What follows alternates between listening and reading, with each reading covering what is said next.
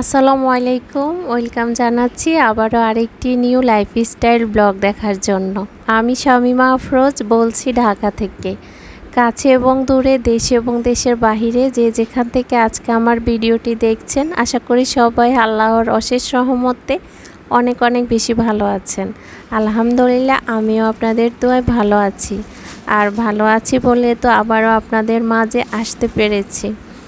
আজকে আমি আপনাদের সাথে যে ভিডিওটি শেয়ার করতে যাচ্ছি সেটা হচ্ছে সংসারের কাজগুলো আমি যেভাবে খুব সহজে গুছিয়ে করে ফেলি অল্প সময়ে, আর সেটাই শেয়ার করব। আর আজকে ড্রয়িং রুমটাকে আমি ডিপ ক্লিন করব, আর আজকে একটা মজার পিঠার রেসিপি আপনাদের সাথে শেয়ার করব। আশা করি আজকের ভিডিওটা আপনাদের কাছে অনেক বেশি ভালো লাগবে। তো সবাই আমার ভিডিওটা জুড়ে থাকবেন, সম্পূর্ণ ভিডিওটা দেখবেন। আশা করি আপনাদের কাছে ভালো লাগবে। শুরুতে সবাই একটা লাইক দিবেন। সকালে নাস্তা শেষ করেছি, তারপরের কাজকর্ম দিয়ে আমি আসলে আজকের ভিডিওটি সাজিয়েছি। প্রথমে দেখেছি যে রান্নাঘরে কি কি দরকার রান্না করার আগে। দেখেছি যে আমার রসুন বাটা নাই, অল্প আছে, এটা দিয়ে আজকের রান্নাটা হবে না। তো আমি রসুনটা আগে ব্লেন্ড করে নিয়েছি। এর মধ্যে আমি 1 বোতল পানি এনে রেখেছি, আপনারা দেখেছেন। এটা দিয়ে আমি রান্না স্টার্ট করব। আর এখানে আমি সবজি কেটে নিয়েছি আর পেঁয়াজ কেটে নিয়েছি। আর এখানে আমি মাছটা ভিজিয়ে নিয়েছি। আজকে যা রান্না করব সেটাই ভিজিয়ে রেখেছি। আমি তো সব সময় মাছ ভালো মতো ধুয়ে তারপরে ফ্রিজে রেখে দিই। এখন জাস্ট আমি ভিজিয়ে তারপরে রান্না করে নিলে হয়ে যাবে, কাজটা সহজ হয়ে যায়। আজকে আমি মুড়িঘণ্ট করব, সেজন্য মুগ ডালটাকে একটু ভিজিয়ে রাখবো, এতে করে রান্নাটা খুব তাড়াতাড়ি হয়ে যাবে। যে কোনো ডাল একটু যদি 10 মিনিট আপনার হাতে সময় থাকে, যদি আপনি ভিজিয়ে রাখেন, তাহলে কিন্তু রান্না করলে খুব তাড়াতাড়ি রান্নাটা হয়ে যায়। এভাবে যদি আমরা একটু একটু টিপস ফলো করি তাহলে কিন্তু কাজ অনেক সহজ হয়ে যায়। তো আমি কিছুক্ষণ এই তো ভিজিয়ে রাখছি মুগ ডালটা। আর এখানে আমি এগুলো ভিজিয়ে রেখে দিয়ে তারপরে চলে এসেছি আমার ড্রয়িং রুমে। আজকে আমি আমার ড্রয়িং রুমটাকে ভালো মতো ডিপ ক্লিন করব। সবসময় একটু একটু তো করি প্রতিদিন। আজকে সব কিছু নামিয়ে ভালো মতো পরিষ্কার করে নিব। আমার এই বাসায় এত বেশি ধুলা আসে, কি বলবো, আসলে আমার খুব কান্না আসে ফাঁকে ফাঁকে।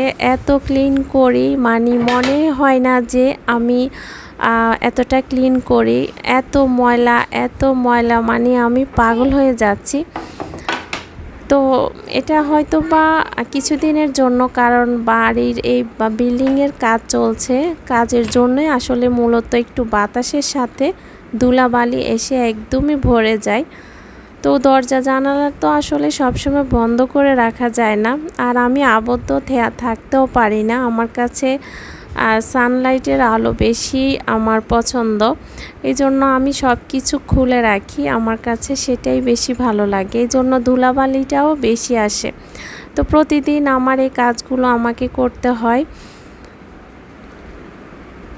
আমার ভিডিওগুলো আপনাদের কাছে কেমন লাগে জানি না। যদি কোনোখানে একটু ভালো লেগে থাকে তাহলে প্লিজ একটা লাইক দিবেন। আপনাদের একটা মূল্যবান লাইক আমার ভিডিওটাকে অনেক দূর এগিয়ে নিতে অনেক বেশি সাহায্য করবে। আর যারা নতুন আসেন আমার চ্যানেলে, প্লিজ আমার চ্যানেলের পাশে থাকবেন। আর পাশে থাকতে হলে আমার চ্যানেলটাকে সাবস্ক্রাইব করে পাশে থাকা বেল বাটনটি অন করে দিবেন। এতে করে আমি যখন নিত্য নতুন কোনো ভিডিও দিব আপনারা সাথে সাথে দেখে নিতে পারেন, বা যখন আপনাদের সময় হবে তখন দেখতে পারবেন। এই কাজগুলো যারা অলরেডি করে ফেলেছেন আপনাদেরকে অসংখ্য অসংখ্য ধন্যবাদ। দেখতে পাচ্ছেন কি পরিমাণে ধুলা, এটা আর কি বলবো, আপনারা দেখে বুঝতে পারবেন। আসলে এত পরিমাণে ধুলা, মানে বিরক্ত লাগে।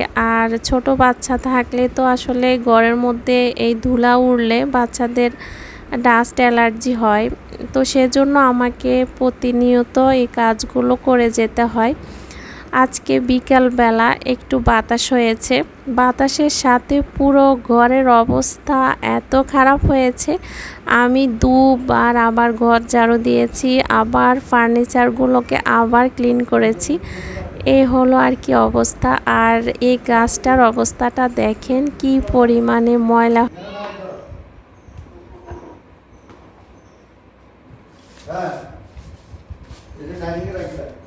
আমি গাছটাকেও ভালো মতো এখন ক্লিন করে নিচ্ছি। প্রতিদিন তো আসলে এই কাজটা করা হয় না, এই গাছটা প্রতিদিন আমার ক্লিন করা হয় না, 1-2 দিন পরে ক্লিন করে থাকি।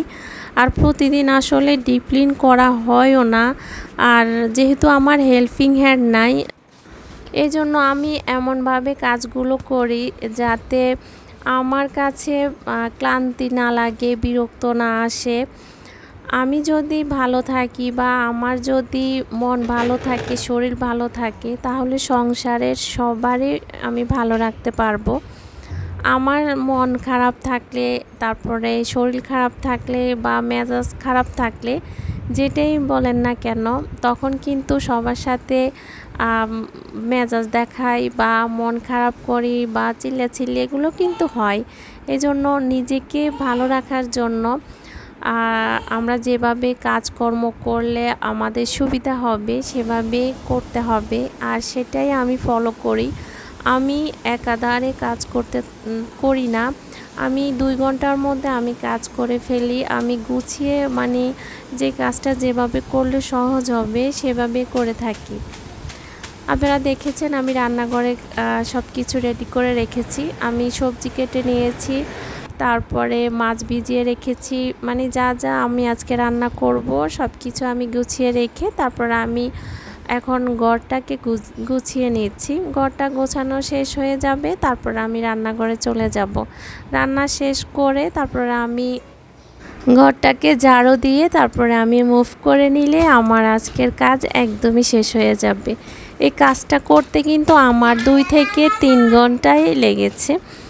এভাবে আমি কাজ করে থাকি। যারা নতুন সংসার করেন তারা আমার ভিডিওটা যদি আজকে দেখেন, আপনাদের কাছে ভালো লাগলে আপনারা আপনাদের সংসারের কাজটা আমার মতো করে করলে দেখবেন কাজ অনেকটা সহজ হয়ে যাবে। নিজের প্রতি আর মানে বিরক্ত আসবে না বা আপনার কাজ করতে অনীহা প্রকাশ করবেন না। অন্যের উপরও ডিপেন্ডেবল হতে হয় না। একজন হেল্পিং হ্যান্ড যার ঘরে আছে তার কিন্তু অনেক বেশি ঝামেলাও আছে। একদিন আসে তো একদিন আসে না, কাজ ঠিকঠাক মতো করে না। তারপরে মানে আমি দেখেছি আমার ছেলে যখন কনসেপ্ট করেছিল তখন আমি আমার বাসায় হেল্পিং হ্যান্ড রেখেছিলাম, তখন আমি দেখেছি কী পরিমাণে আমাকে কষ্ট ভোগ করতে হয়েছে। তখন বাধ্য হয়ে রেখেছি, তারপরে আবার আমি বাদ দিয়েছি, কারণ দেখেছি তাদের উপর ডিপেন্ডেবল হলে আমার আসলে কাজ করা হবে না, আমার অনেক প্রবলেম হয়ে যাবে। এজন্য আমি বাদ দিয়ে তারপরে থেকে আমি আমার কাজগুলো একা হাতেই করে থাকি। কাজটাকে গুছিয়ে রাখলে, পরিপাটি করে কাজ করলে কাজ অনেক সহজ হয়ে যায়, এত বেশি কষ্ট হয় না আমি মনে করি।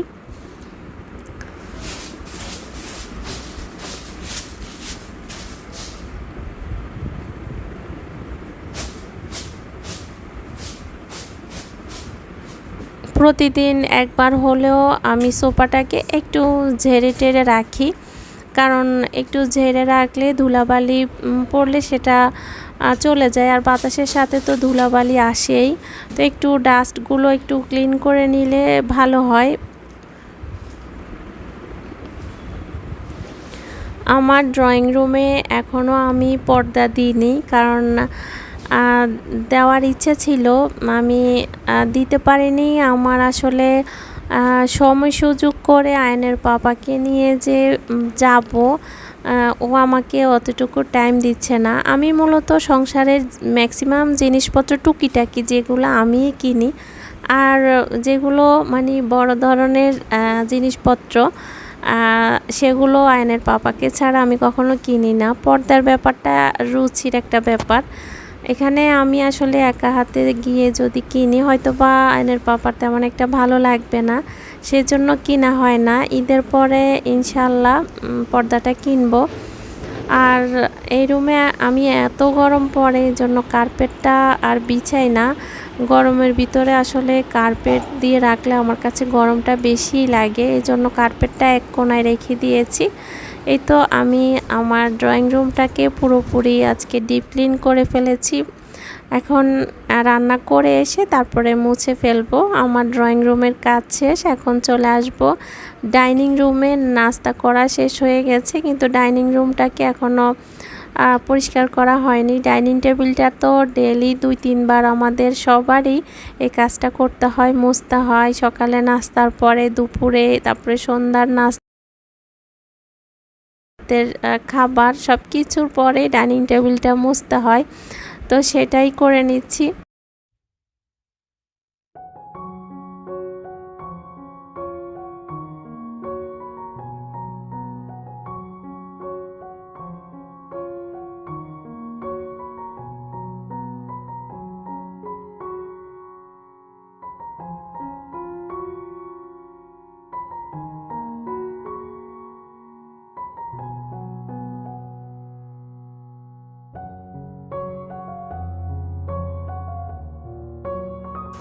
কথা বলি আর কাজ করি। তো আজকে তোমাদের সাথে একটা কথা শেয়ার করি। আমার যখন মন খারাপ থাকে তখন আমি কি করি আজকে তোমাদের সাথে বলি। আমার যখন মন খারাপ হয়ে যায় তখন আমি সাজুগুজু করি, আয়নার সামনে দাঁড়াই, নিজে নিজে কথা বলি। তারপরে আমি ঘর গোছাই, নতুন বেডশিট বিছাই বিছানাতে। তারপরে মন চাইলে একটু ঘরের জিনিসপত্র একটু এলোমেলো করে নতুন একটা লুক দিই। এভাবে করলে আমার মনটা ভালো হয়ে যায়। আবার কি করি, একটু শপিংও করি, ফাঁকে ফুঁকে একটু বাইরে চলে যাই। হালকা পাতলা চোখের সামনে যদি কিছু ভালো পাই, সেটা একদম অল্প দামের হোক, সেটা কোনো ব্যাপার না, আমি কিনে নিই, আমার কাছে ভালো লাগে। তোমাদের মন খারাপ হলে তোমরা কি করো একটু কমেন্টসের মাধ্যমে জানালে খুব ভালো লাগবে। তো কথা বলতে বলতে আমার ডাইনিং টেবিলটাকেও আমি ভালো মতো মুছে পরিষ্কার করে নিয়েছি। ও আচ্ছা, ভালো কথা, তোমাদের সাথে তো বলতে ভুলেই গিয়েছি, আমার আম্মা এসেছে। আম্মা তো রোজার ঈদের সময় আমার বোনের বাসায় গিয়েছিল। তো আম্মা গত পরশু আম্মা আমার বাসায় এসেছে। আমার বাড়ি চলে যাবে, ঈদ তো চলে এসেছে, এজন্য আমার বাসায় এসেছে। আমার বাসা থেকে বাড়ির দিকে চলে যাবে। তা আম্মা আম কেটে নিচ্ছে। এই আমগুলো আমার শাশুড়ি যে আমার জন্য পাঠিয়েছে, কিছু আম আমি ফ্রিজে রেখে দিয়েছি। এখন আম্মা আমগুলোকে একটু চিপে নিচ্ছে। আজকে আমরা আম দিয়ে ভাত খাবো। আপনারা কি আম দিয়ে, দুধ দিয়ে, নারকেল দিয়ে ভাত খান? আমরা কিন্তু খাই, অনেক মজা লাগে। তো এর মধ্যে কিন্তু আমার রান্না শেষ হয়ে গেছে। আমি এই তো মুড়িঘণ্ট করেছি। আমি মাছের মাথা দিয়ে, তারপরে বরবটি ছিল, বরবটি খেতে আমার ইদানিং খুব ভালো লাগে। তো বরবটি দিয়ে আমি মুগ ডাল দিয়ে মুড়িঘণ্ট করেছি। আর আজকে সবজি রান্না করেছি, আর মাছ ছোট ছোট করে টুকরো করে মাছ ভুনা করেছি। এটা খেতে আমার ভীষণ ভালো লাগে। একটু ঝাল ঝাল করে মাছটা ভুনা করে নিচ্ছি। রান্না বান্না তো সবাই করতে পারে, এই জন্য আর ডিটেলসে আমি কিছুই শেয়ার করিনি। এগুলো আসলে সবাই যার যার মতো করে রান্না করে। তবে হ্যাঁ, সবার রান্না এক রকম না, এক একজনের রান্নার ধরন এক এক রকম। রান্না মজা হয়, রান্নার যদি একটু সময় নিয়ে একটু কষিয়ে কষিয়ে রান্না করি তাহলে কিন্তু রান্নাটা অনেক মজা হয়। অনেকে আমার বাসায় আসলে বলে আমার রান্না মজা হয় কিভাবে, আমার রান্নার তারিফ করে সবাই। তো আসলে রান্নাটা এমন একটা জিনিস, এটা কিন্তু একটা আর্ট। রান্না যদি আমি খুব মনোযোগ দিয়ে সুন্দর করে করি তাহলে কিন্তু রান্না অনেক ভালো হয়, মজা হয়। আর রান্নার মধ্যে মশলাপাতি যদি ঠিকঠাক মতো আমরা দিই, বেশিও না কমও না, পরিমাণ মতো দিই, তাহলে রান্নার টেস্ট অনেক বেশি হয়। তো আমার রান্না বান্না শেষ। এই তো আমি মাছটা ভুনা করেছি ছোট ছোট করে। আমি এভাবে মাছ ভুনা করি, অনেক ভালো লাগে। মাছটা দেখে অনেক লোভনীয় লাগছে, তাই না? খেতেও ভীষণ ভীষণ ভালো হয়েছে। আর আয়নের পাপা কিছু বাজার এনেছে, তো সেগুলোকে আমি বের করে নিব। এখানে টুকিটাকি কিছু বাজার ছিল, এগুলো হচ্ছে শুকনো বাজার। এই তো আমার রান্নাঘরটাও আমার ক্লিন করা হয়ে গেছে, রান্না বান্না শেষ। এখন লাইটটা অফ করে আমি চলে যাব গোসলে, তারপরে নামাজ পড়ে আমরা খেয়ে নিব। আর এর মধ্যে আর ক্যামেরাটা অন করা হয়নি, এখন হচ্ছে সন্ধ্যার পরে। তো আজকে আমি আপনাদের সাথে মজার একটা পিঠার রেসিপি শেয়ার করব। আমার ননদ বাড়ি থেকে আসার সময় একটা বড় কলার ছড়া নিয়ে এসেছিল। এত কলা আসলে খাওয়া যায় না, অনেক কলা ছিল, ছড়াটা ভীষণ বড় ছিল। তো কিছু কলা একদমই পেকে গিয়েছিল, পরে আয়নের পাপা বক্সের মধ্যে রেখে ফ্রিজে রেখে দিয়েছিল। কালো কালো হয়ে গেছে, কিন্তু ভিতরে কিন্তু নষ্ট হয় নাই, উপর থেকে একটু কালো হয়ে গেছে। তো ভাবলাম কলাগুলো নষ্ট না করে ফেলে দিব। কলাটা খুবই মজার ছিল, এই জন্য আমি কলাগুলো দিয়ে আজকে পিঠা বানাবো, কলার পিঠা। আপনারা কারা কারা কলার পিঠা বানান জানি না, তবে আমরা কলার পিঠা খেতে খুব পছন্দ করি। ছোটোবেলা থেকে আম্মাকে দেখেছি কলা দিয়ে এভাবে পিঠা বানাতো। তো আমি প্রথমে কলাগুলোকে ছুলে নিয়েছি, এখন কলাগুলোকে আমি একটু মথে নিচ্ছি হাতের সাহায্যে। তারপরে একটু লবণ দিয়েছি আর অল্প একটু চিনি দিয়েছি। কলাটা অনেক মিষ্টি, এজন্য চিনির পরিমাণটা কম দিয়েছি, আপনারা আপনাদের মতো করে দিয়ে নেবেন। আর এখানে আমি নারিকেল দিয়েছি হাফ কাপ। আমি নারিকেলটা সবসময় কলার পিঠাতে দিয়ে থাকি, আপনারা চাইলে নাও দিতে পারেন, তবে টেস্ট বাড়ানোর জন্য অবশ্যই নারিকেলটা অ্যাড করবেন। আর এখানে আমি চালের গুঁড়ো দিয়ে দিয়েছি। কলার পিঠা চালের গুঁড়ো দিয়ে আমরা করে থাকি, এতে করে ক্রিস্পি ভাবটা বেশি হয়। আপনারা চাইলে ময়দাও দিতে পারেন যদি আপনাদের হাতের কাছে চালের গুঁড়ো না থাকে। তো আমি ভালো মতো মথে নিয়েছি, আর দেখতে পেরেছেন নরমও না শক্তও না, মাঝামাঝি ভাবে আমি একটা ডো তৈরি করে নিয়েছি। তারপরে এখন ভেজে নিচ্ছি। আমি একটু তেলটা বাড়িয়ে দিয়েছি, একটু ডুবো তেলে ভাজলে এই পিঠাটা খেতে বেশি মজা হয়। তো আমি পিঠাগুলো এখন ভেজে নিচ্ছি। চুলার আঁচটা মিডিয়াম রেখে পিঠাটা ভাজতে হবে, যাতে ভিতরে শক্ত হয়, নরম যাতে না থাকে। এই জন্য আমি চুলার আঁচটা লো রেখে পিঠাগুলো ভেজে নিয়েছি। আর এই তো এরকম হয়ে আসলে একটু কালার ব্রাউন কালার হলে তারপরে উল্টে পাল্টে দিব।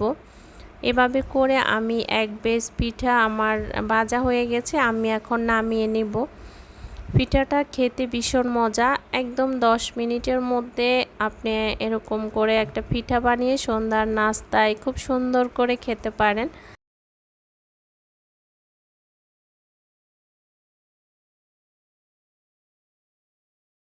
এই তো এক বেশ পিঠা ভাজা হয়ে গেছে, আমি আরেক বেশ দিয়ে দিয়েছি।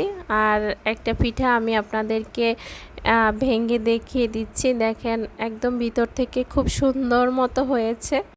আজকে এই পর্যন্তই, আল্লাহ হাফেজ।